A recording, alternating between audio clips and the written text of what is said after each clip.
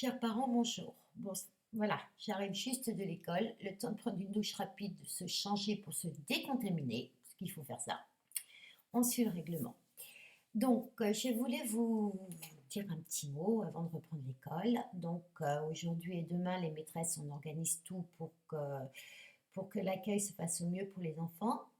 Donc aujourd'hui, on a poussé les tables, on a respecté les distances, on a tout désinfecté, on a tout lavé, on a enlevé tout ce qu'il fallait enlever. Enfin bon, on a essayé de préparer la classe au mieux en fonction des normes sanitaires.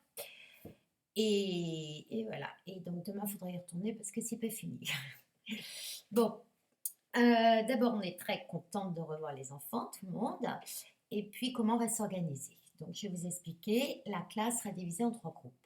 Donc, il y a le groupe A. Ce sont les enfants qui viendront le jeudi et le vendredi. Donc, nous, on commence les CP à 8h25. 8h25 jusqu'à 11h25. L'après-midi, on reprend à 13h05 et on termine à 16h05. Voilà, ce sont les horaires des CP, ça. Ensuite, donc le groupe A, jeudi, vendredi, le groupe B, ce sera lundi, mardi. Le groupe C sont les enfants qui ne reviendront pas à l'école. Par rapport au groupe, donc c'est des petits groupes, ils sont à peu près, ils sont 8 par groupe. Beaucoup d'enfants retournent à la maison le midi, il y en a très très peu qui restent à la cantine. De toute façon, le nombre à la cantine est aussi très très très restreint. Que vous dire d'autre? S'il y a une bonne nouvelle quand même, c'est que quand les enfants seront à l'école, quand ils travailleront avec la maîtresse pour les CP, je ne donnerai pas de travail le soir aux parents parce que j'estime que vous avez fait largement votre part de boulot, hein, à vous substituer à la maîtresse. Donc quand ils seront à l'école, on fera le travail à l'école. La seule chose que je vous demanderai les jours où ils viennent en classe avec moi, c'est que le soir, leur accorder 10 minutes de lecture plaisir. Donc ils peuvent lire ce qu'ils veulent, mais 10 minutes de lecture avec eux, c'est tout. Et autrement, le travail sera fait à l'école. Par contre, le jour où ils ne seront pas à l'école, là, il y aura un travail à faire. Alors, je vais vraiment essayer d'aller à l'essentiel, de ne pas vous surcharger de travail, mais il faut qu'on boucle notre programme, donc il faut qu'on avance. Donc, il y aura un petit peu de maths et un petit peu de lecture. Mais bon, normalement, il n'y a pas de souci, on devrait terminer très largement.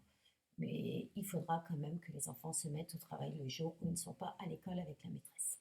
Voilà. Donc pour le retour à l'école, je vous demanderai de vider leur cartable parce que dans leur cartable, il y a des trésors, il y a de tout. Il y a des bouts de papier, il y a des bouts de gomme, il y a plein de trucs qui servent à rien dans leur cartable. Donc videz bien leur cartable et n'y mettez que les choses essentielles pour retourner à l'école, c'est-à-dire le fichier d'Annabelle, le fichier de lecture, le livre de lecture, le fichier de maths, le cahier de poésie et le petit carnet, plus les deux trousses. Donc il y a la trousse de travail où dedans doit y avoir crayon à papier, gomme, crayon ardoise, bic bleu, bic rouge, bic vert, de la colle, un tube de colle. Et l'autre trousse où ce sont les feutres et les crayons de couleur. Ces deux trousses-là resteront à l'école. Autrement, il faut que les enfants aient leur blouse impérativement. Donc les blouses resteront à l'école les jours où ils seront à l'école et après elles repartiront à la maison. Vous pouvez aussi leur donner un petit gel pour les mains. Ceci dit, il y en a dans la classe, hein, mais ils peuvent avoir leur petit gel personnel. Ne pas oublier la bouteille d'eau. C'est très très très important qu'ils aient une petite bouteille d'eau. Ne pas oublier aussi de leur faire pipi avant de venir en classe, car pour aller faire pipi, ça va être le parcours du combattant. Tout est fléché, il faut que ce soit l'adulte qui soit avec eux. Enfin bon, c'est comme ça.